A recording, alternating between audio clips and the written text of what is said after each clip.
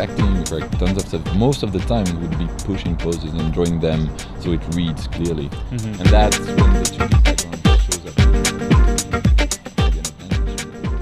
And how did your 2D background help you to something that is as much realistic as a production like That's Guardians? exactly that. Yeah, it's the thing. It's you need to get the essence of the emotion, of the facial expression in drawing. Helps a lot with that, because I mean a sad face is a sad face. It's 7 basic expression, and they all drawn the same way. After that, there is many variations, but at least you have the basics, pattern of an emotion. I find with 2D animators, they're able to stage things in a very, very appealing way. Yeah, exactly. They can turn things slightly towards the camera to a 3/4 and not just kind of boom, bang on symmetry.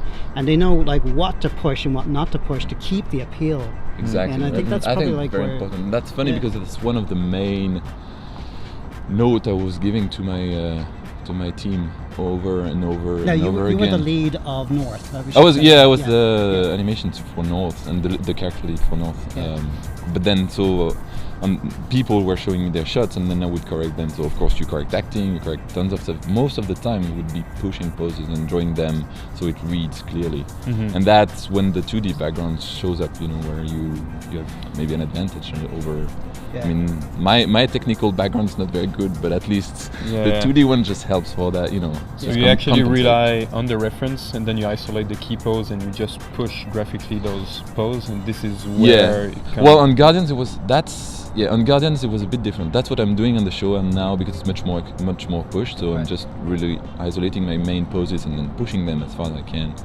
But on Guardians it was more first getting the mechanics right, like realistic mechanics, and then pushing the poses a bit further. For all the students that we have, since you're an animation supervisor at Dreamworks, what are you guys looking at when you look at reel or people to hire? What are the strengths that you're really looking for? What do you want to see on a show reel? Yeah, exactly. What do you want to see on a show reel? Good acting.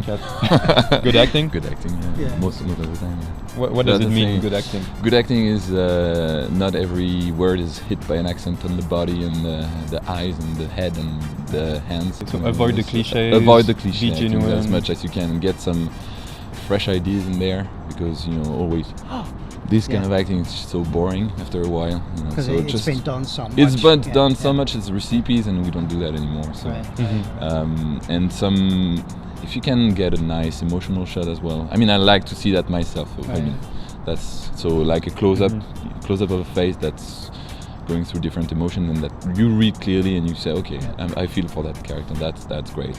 After that, I like to see good mechanics. I don't like when a shot doesn't work properly mechanically, because it takes me out of it. So if I can see that's great, So good body mechanics and good acting skills would be the two main thing. But I think I'd start with acting first. I mean, if you have fresh, after that mechanics. I mean, if you have a good reference and you know how to use it, you're gonna get the mechanics. It's more like fresh ideas and good ideas, and trying not to be obvious and cliche. That's the main thing for me. And when you look at the reference shot, what are you looking for to really nail down the body mechanic? Do you start with the hips or the core of the body, or what the limbs are doing? The way I do it is I grab my main poses, and then I do a few breakdowns. So that's gonna be my main structure, and after that I layer it. Body translation first, root translation and root rotation, one by one. That quickly gives me a pass at the mechanics while keeping it stylized and pushed. If I've pushed my poses, it's going to be pushed because I did my first main poses and then I layered it. On Guardians, I tried several methods, even keying every 3 frames, for instance, for the mechanics, and that's super realistic. You end up with a super realistic animation. It ended up for me being a bit too slow as a process, and too. It was containing me too much. I couldn't think out of the box once I had that first pass at it. So it was hard for me to correct my animation after that. So I found out that it's almost like rotoscopy, and when you're done, it's pretty hard to. It's hard to tweak it. I mean, it gives you great results. You still can tweak it. I mean, I've done some shots with this technique that I loved. I mean, I love. It's hard to say that you love your own shots, but that was really happy with. And I like to be able to move a bit further away from that, and also pushing poses from the very beginning and trying to draw those poses really nicely.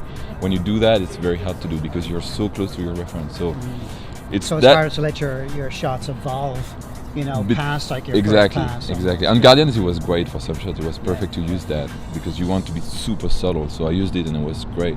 On Shadows, it wouldn't work. For instance, No. it wouldn't work. So these two techniques are great techniques, both of them. But I think I favor the one where you isolate keys and then after that layer on top of that every single control for the body. Then you have something very stylized. So you but start pushed as off well. with a few main controls first, and then you layer on, always. yeah. I mean, I always use just 5 controls first. You know, my body T, body R, Yeah. shoulders R, Yeah. head, neck, Yeah. and after that arms and legs, and that's it. And don't Yeah. touch. Don't touch And all that's the a big tweakers problem. yet, That's yeah. what I saw a lot of animators in the studio. You know, where you go on their shots, try to correct stuff, and you see that every single control has been touched, and you're like, Yeah.